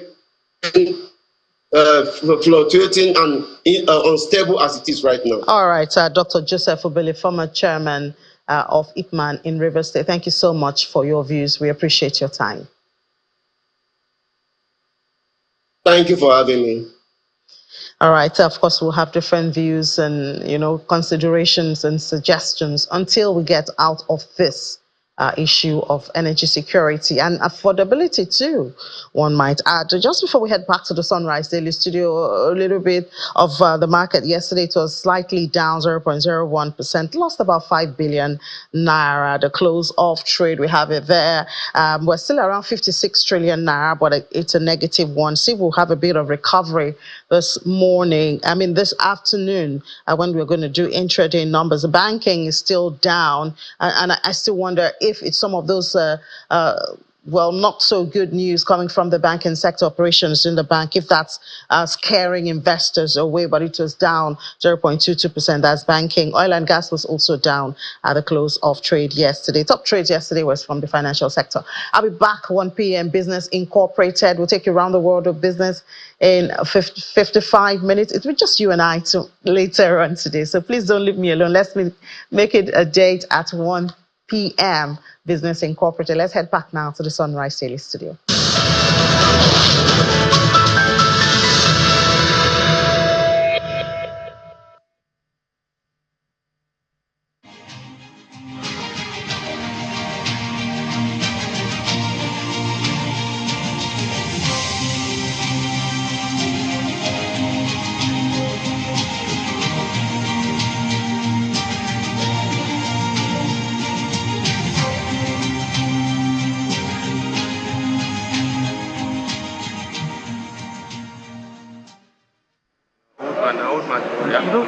The courtroom at the Court of Appeal is quite scanty and calm, but it's a reflection of the weight of the case before justices of the Appellate Court. The Rivers State government filed an appeal challenging the decision of Justice James Omotosho of the Federal High Court, who nullified the passage of the Rivers State 800 billion naira 2024 budget by 4 members of the House of Assembly. Delivering the lead judgment, Justice James Oyewole held that the governor, Siminalayi Fubara, withdrew from the case at the lower court and cannot commence an appeal in a matter he did not challenge at the trial court. The court added that the Rivers State governor was using his immunity to carry out executive lawlessness by presenting the budget to only 4 members and signing same into law under 24 hours, which amounts to a gross violation of Section 91 of the 1999 Constitution as amended. In the unanimous judgment, the appellate court voided and set aside the passage of the 2024 budget by 4 out of 32 members on the ground of illegality. The court also ordered the governor to pay a cost of 500,000 naira each to the respondents. Court of Appeal this afternoon affirmed the decision of Justice Omotosho, and in affirming same, clearly stated that Right Honorable Martin Chike Amewule is the authentic Speaker of the Rivers State House of Assembly. The Speaker of the 27 House of Assembly members speaks on the judgment. Everybody heard, and very clearly too, when the justices made it clear that I remain the Speaker of the Rivers State House of Assembly. They emphasized the fact that I was elected on the 5th day of June 2023, and that there has not been any reason to say that I lost my seats because I was never impeached and I was never removed. That emphasis was made by the Court of Appeal today. Many now wait to see if the Rivers State Governor will appeal the judgment at a higher court. Emanuela Ekele, Channels Television News. Okay, so those are some of the matters that we're going to consider now. We've got Mr. John Oleide, who is a legal practitioner himself, joining us. Good morning, and thank you for joining us on the program today. Good morning, Daniels, for having me today. All right, so interpretation is what we seek of you, or ask of you today. Help us shed some light on this matter, because yes, we've heard from those persons who spoke in that particular report, but there are statements credited to the Commissioner for Information in Rivers State saying that that particular case did not help Amewule-led group's case. According to him, he said that there are still defected members of the House, and that it says clearly in Section 109 sub 12, which he says is self-executory. And he says that the status of their membership of the House was not the subject matter in that particular case, and that they're going to Supreme Court to determine that particular matter. How do you explain this to us? Well, I will most humbly disagree with the Honorable Commissioner for Information or for Justice, Rivers State, on that. The latest pronouncement on the issues at hand is that of the Court of Appeal, which was delivered yesterday. And I mean, every court makes pronouncements on the issues for determination. They have said the issue of Amewule's speakership was not in contention in that matter. But they have not said that the issue of passage of the bill, I mean, the revenue bill, was not an issue. And that's exactly what the Court of Appeal pronounced upon. It started at the Federal High Court, and there was a pronouncement. And it was stated clearly by the lower court that the body of 4 members to whom His Excellency, the Governor of Rivers State, presented the budget to, was a nullity, was null and void. And now that has been affirmed by the Court of Appeal. Yes, Rivers State government has a right of appeal to the Supreme Court. But as of today, I most humbly cannot toe the same line as the Governor for Justice, Rivers State. What is the law as regards the budget that was passed is that budget is a nullity, and that's the way it stands. Well, how does that, is that enforceable in the sense that I heard some people saying, look, we've already spent this money, the money has been allocated already, the horse has since left the stable, how are we going to go back and perform this function all over again? Now, that is the sad part of what is unfolding in Rivers State. The problem has nothing to do with the interpretation of the laws. I always emphasize that. When the Honorable Commissioner said, a particular section of the Constitution is self-executory, there are so many sections of the Constitution that are actually self-executory. But the problem is that we do not follow the self-executory nature of our laws, of so many of our laws. We always want to twist our laws. Now, but the budget, I mean, this is October. I believe this whole problem started sometime in November last year. And this is a year. This is October. So about 12 months afterwards, we are talking about a budget that has been virtually expended. I'm sure there have been supplementary budgets. So now you then go back to the court. A court should not make an order in vain. Now, it is not in my office to tell the court to make policy decisions, to turn around the hands of the clock. But I believe that a court is well in order to act within the confines of what has been presented before it. The issue of whether the budget has been validly spent or not was not an issue before the court. Now, that is a river we're approaching. I'm sure by the time we get to that river, maybe the issue of impeachment, for instance, the people who now feel justified by this recent judgment of the Court of Appeal may then use it as a basis for proffering impeachment proceedings against the sitting governor. Because you and I know that this is not just about budget. It's a lot more. That's why the people who have the judgment in their favor are saying, oh, the court has affirmed that I am the speaker. Oh, we, the 26 members, 28 members, that we have not, nobody has removed us. We have not forfeited our offices.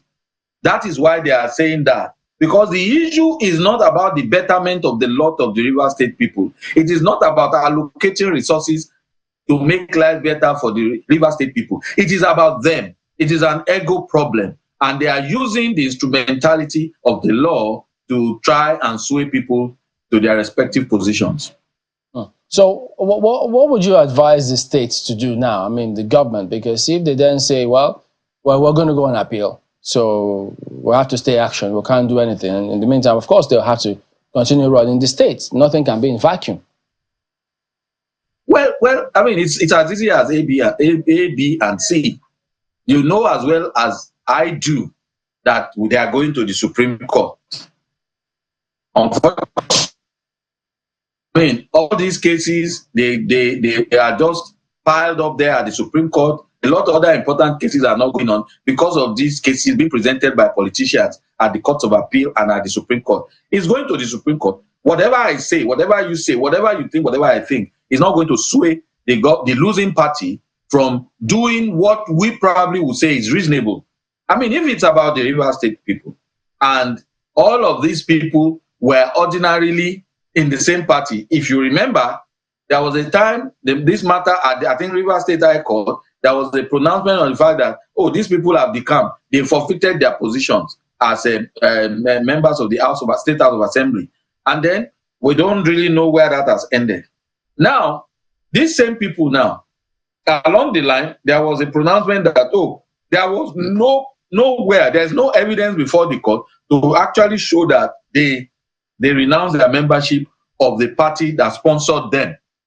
And then, there was back and forth about, they said it, in public, in full public there. Then whether, it should be in writing, whether they resign and all that, all those issues were in public domain.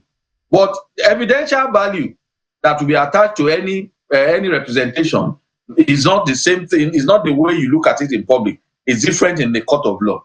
Now, these people are now saying, the reasonable thing, really, if it's about the River State people, is for these people who have said, we resigned. Oh, no, we didn't resign. We never resigned. So they are still supposedly PDP members. Fubara, His Excellency, is supposedly PDP members. Where is the party hierarchy? What is the party doing about it? I'm not a member of their party or any of those parties. But now, ordinarily, if we actually have political parties in Nigeria, this is the point where Nigerians should begin to ask themselves, why do we need political parties? Why not independent candidacy? Because if people who claim to be PDP members are working against the interests of PDP governor, and the PDP governor who claims to be a member of PDP will sit and allow a party that is probably an unknown quantity to win the local government chairmanship election, you begin to wonder whether we actually practice party democracy in this country. Because if a party if these people actually belong to the same party, like we know in Nigeria, it's supposed to be a family affair. In those days, everything, when PDP was in power, it was always a family affair. But now, it's like the family, the dark sheep in the family has grown up, and there is war of attrition. So the reasonable thing is not going to be done. They always want to take all their dirty linen to the courts. And let us just hope that the courts would rise up to this occasion and do the needful. It's very interesting because you have already said that the issue at hand right now seems like a matter of ego. But this is the this is the ruling of the Court of Appeal setting aside this budget that has now been passed. And one of the complaints, or one of the things that came out of that judgment, is that it cannot have been presented to 4 members of the State House of Assembly. Doesn't that, by extension, also validate the, let's say, the membership of the remaining members of the House of Assembly? If the grounds of the justices, of their lordships, so that you cannot present a budget before 4 people and it will pass. Now, in our own world, I'm not talking as a lawyer now. I'm talking just like you would talk as a reasonable person. How can 4 persons pass a budget in respect of a whole state, and there are about 28 other members that have been left out? How can that be? Why the hurry? Why can't you follow through by saying, okay, we now have only 4 people because these people are forfeited. Let us assume that there has been a proper pronouncement that those people have forfeited their seats. Why can't you then follow up and say, okay, we want a by-election so that we can meet up with the required quorum? Now, you know what they do with house rules. They have house rules. There should be a quorum. Now, whenever they want to do all these things that they do at any level in Nigeria, suddenly they will amend the house rules. I don't know what they did in this case. I don't know whether the house rules were amended to reflect the fact that 4 persons can stand as the whole House of Rivers State, House of Assembly for Rivers State. If they did that, well, it stands to a reason. How do you logically explain that to reasonable minds like you and I? That this just doesn't make sense. So if the Court of Appeal did not even make that particular pronouncement, assuming it was not an issue that arose from the matter before the Court of Appeal, it stands to reason that in a house that is made up of over 32 members and all that, you cannot begin to have a situation where 4 persons would determine how such a huge budget, 800 million naira, will be spent. I am not here trying to support a particular cause. I try to be fair in my analysis. I don't know what is, even in court, we have what we call the standard of the reasonable man. So it doesn't, you don't even need a court to tell you that, okay, where people forfeit their disadvantages, there is a situation where you don't even have a quorum, or you cannot say, creditably, that the 4 people are representing the whole of Rivers State. What is the next thing to be done in accordance with the law, in accordance with the Constitution? Why didn't you go that route? Why did you first of all have to pass the budget and then continue all this rigmarole, going from one court to the other, searching for orders to support what is inherently, null and void? So yes, it is just the Court of Appeal does not need to make a pronouncement. There is something we say, that when the court wants to use the standard of the reasonable man, the court will say, look, what would that reasonable man out there standing out there, what would that person say? Looking at the whole scenario, what would that person say? Who is not a lawyer, who is just a reasonable person, a logical person? What would he say looking at 4 persons passing a whole budget for the whole of Rivers State? Will that the person say, in Nigeria, nothing is of course. You cannot assume that, it's of course. You cannot say, somebody has forfeited his seat. Of course, because it can't, of course. Isn't there something you could have done to confirm that and then get the appropriate pronouncement? So really, it is, unfortunately, the case will get to the Supreme Court. The Supreme Court will give them a hearing. Lawyers will be there to present the papers. Unfortunately, there are so many of us who have more important cases to us and to our lives who will not be heard because of all this charade that is going on. I'm very concerned about, I don't know whether you share that concern, about the post press briefing, because it's one thing for the lordships. Yes, press people were there, and our own journalists reported what she heard in the court, which is a setting aside of the budget, which is not in dispute.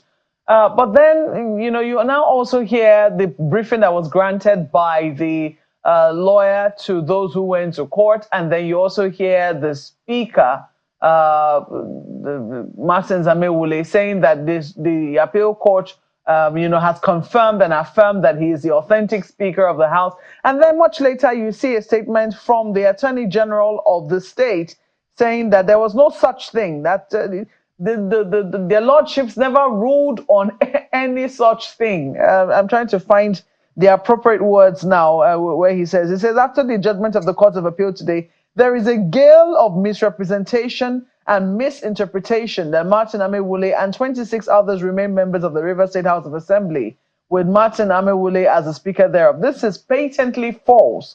He says the defection of Martin Amewule and 26 others was not an issue for determination in the Federal High Court, Abuja, and the Court of Appeal. What was an issue was the 2023 appropriation law and the National Assembly taking over legislative functions of the Rivers State House of Assembly. So you find this, and of course, they also confirm that they're going to be going to the Supreme Court. We don't have to guess on that anymore. I mean, they have confirmed that they're going there. I am just a little concerned that this is something that people witnessed.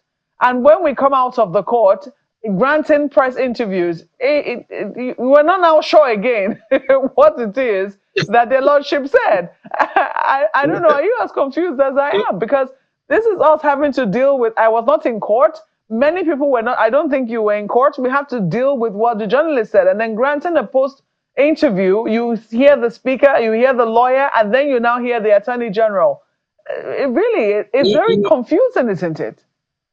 Malpe, you see, that is how low we have come as a nation. The judgments of courts have become matters of mere conjecture.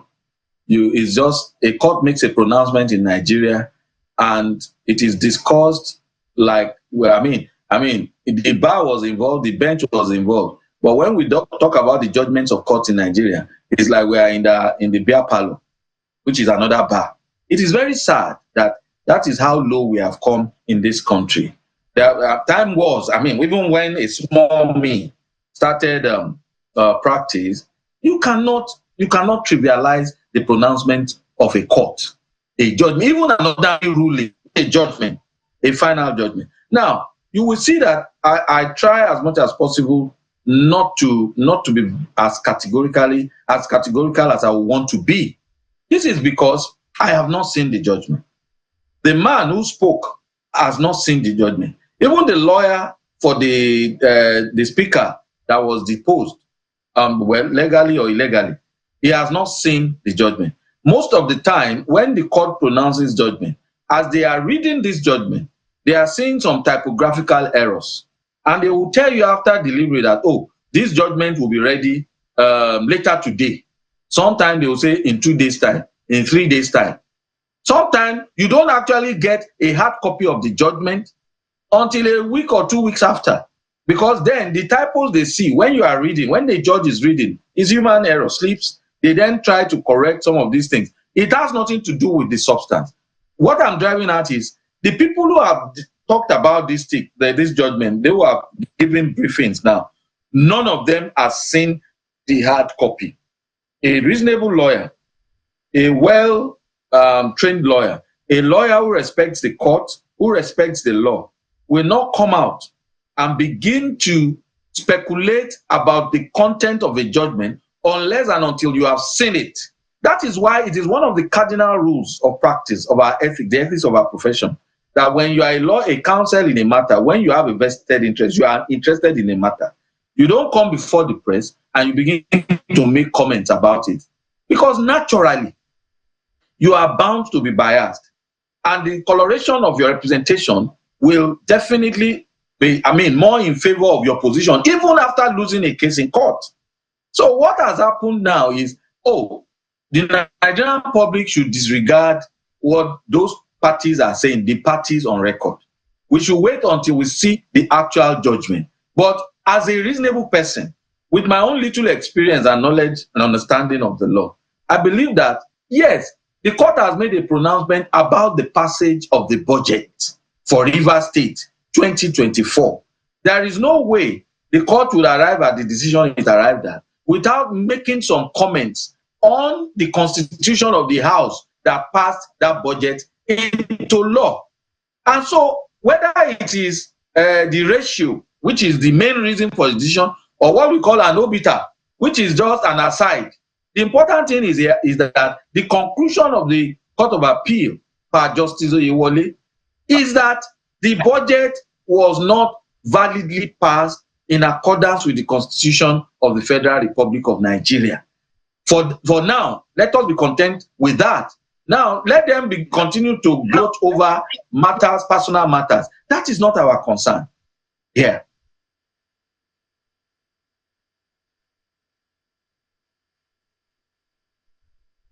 Mr. Lede, just one question I have. In all of this, at the end of the day, just as you have cited, it's the people of Rivers State that are at the lower rung of the ladder, so to speak. So do you see a reconciliation? Or maybe I should put it better. How do you see this issue playing out? Do you see a reconciliation between the executive, that's the governor of Rivers State, and the appellants in this case? Because at the end of the day, they are citizens of the same, indigents of the same state.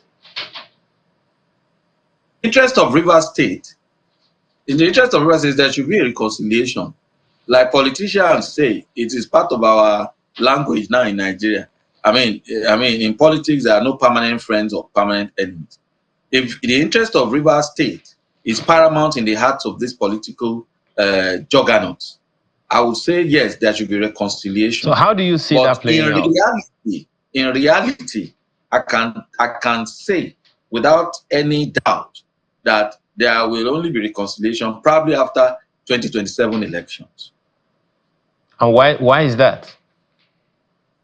Because, I mean, people, they are all angling for 2027. They have not even delivered on 2023, on their promises of 2023 elections. They are already angling. This is about positioning. It's football. It's a game of chess. You know, everybody, you can see it. I know you have to ask the questions and I have to answer. But the truth of the matter is, look at what is going on there. There's been a whole year of non-performance. It's about damage. It's not damage control. Houses are being demolished. People are being killed. Everything that is bad about governance is being, shown to us in Rivers State. If you want to discuss what is bad about politics in any part of the world, you take Rivers State as an example. So if this is really about delivering on the promises, political promises during the just a quick one, Mr. Loide. Just one quick last one. It's not such that. My apologies, and that point is noted. Do you see a situation where the real people who are at the front of this ladder, at the front of this issue, do you see them in a room? Do you see maybe I should put it this way. Do you see this as more of a legal or political tussle in Rivers State? Is it more political than legal or governance? Which of these do you see it playing out as more? It's purely, I've said that in so many words, it's purely political. There is nothing legal. It's unfortunate that all the politicians try to drag our courts into all these their matters. Let me quickly digress and take an example. You know, the American Supreme Court, a lot of matters came before them. And, you know, usually the Supreme Court over there reserves the right to just say, oh, we are not hearing this case with a note, or we are hearing this case, or this case is hereby dismissed, struck out. That's a right that the Supreme Court over there reserves. Incidentally, we practice presidential kind of democracy. I believe the time has come. If you know the history of our election petitions, most of these election petitions, particularly involving governors and senators, there's a laughable history behind why all these cases started going to the Supreme Court. It is a story for another day. Most of these cases, they are not supposed to go outside, even Rivers State. You begin to wonder. We have Federal High Court in Rivers, Federal High Court in every state. And then there's that Federal High Court is virtually redundant. Then they will rush to Federal High Court Abuja. Why? You ask yourself, why did the federal government invest so much money in setting up Federal High Courts? Some of the Federal High Courts, the structures, the houses they sit within, they were constructed by the state government. And yet, when there is an issue involving matters concerning the state, they will rush to Abuja. They will go to every other state, every other Federal High Court except the one in the state. So it's purely political. All the politicians are fishing. They are fishermen, and they are not fishing good for the people. Well, I guess if they permit when they tell all night, they might go to another area where they'll be able to catch something. I want to thank you for talking to us this morning, Mr. John Oluyede. Always a pleasure to have you on. Yes. Okay, let's take a look at some messages now. Let's see. Which one do we start Honorable Ademola Alalade has this. What could be the reason for internal wrangling within political parties in Nigeria? The simple answer to that is the selfish interest of political actors. They are only interested in themselves and not the country. Politicians should put the country first. Well, Law Alpha says the PDP, as a political party, would have produced a viable opposition at the center. But with this intractable leadership crisis bedeviling it, the party needs jettisoning selfish interests by political relevance. Oh, they need to for political relevance. For political relevance, yeah. All right. Resolve. Ayo. Truth is, the party may never be what it used to be unless their leaders can reject the cult of selfish individualism that has permeated the ranks and files of the party. Time to respect and comply with the constitution of the party. As Festus Akimboyewa. All right, then, there you go. That wraps it up today. Thank you all for your time this Friday morning. We'll see you next time. I'm Chamberlain Osop. Goodbye. Well, we hope you join us Friday evening again for Hard Copy. PDP's matter is not going anywhere. So thank you so much for watching. I'm Mark Welgu Yusuf. And I'm Ayo Makinde. Today is International Day of the Girl Child. A wonderful rest of your day.